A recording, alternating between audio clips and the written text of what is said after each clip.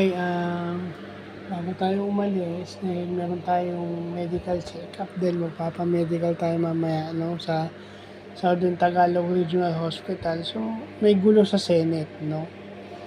Kino-contest ng mga senador at saka ng Secretary of Justice itong laman ng 6981. So, sabi ni Marcoleta, wala sa batas, okay?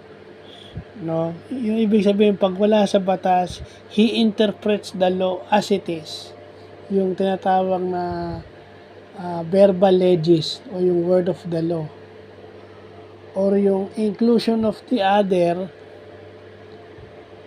the express mention of the other excluded the other. So kung sinabi sa batas, ibig sabihin ini-exclude yung iba.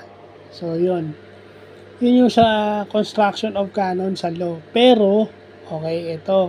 Sinabi ng Supreme Court na yung Secretary of Justice, which is ito si Secretary Remulla, has the discretion to implement properly yung witness protection program.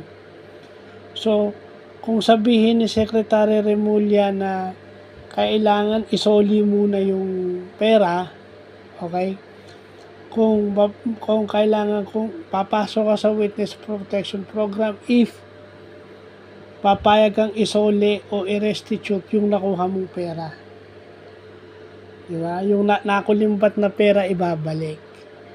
So, ibig sabihin, court ang magde-decide nun kung magkano, pero para pumasok ka sa witness protection program, kailangan sundin mo yung isosoli mo yung perang nakulimbat mo. Yun operational practice ng DOJ o ng Secretary of Justice. Yun managerial position ng nag-i-implement ng batas. So, ibig sabihin, si Secretary Remulla daw yung final arbiter, ang may final decision kung ano ang dapat ang criteria ng isang witness sa witness protection program. So, yun yung conflict kasi hindi nilalagay sa batas. And some people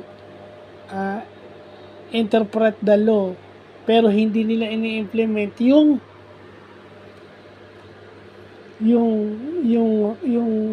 sinasabi ng Supreme Court. Ibig sabihin, sinabi na nga ni Secretary Remulla na in good faith at saka good practice yung ganon. So, pumapasok doon yung managerial decision ng Secretary of Justice, yung as head, ano yung decision niya para magawa ng maigi yung trabaho ng departamento as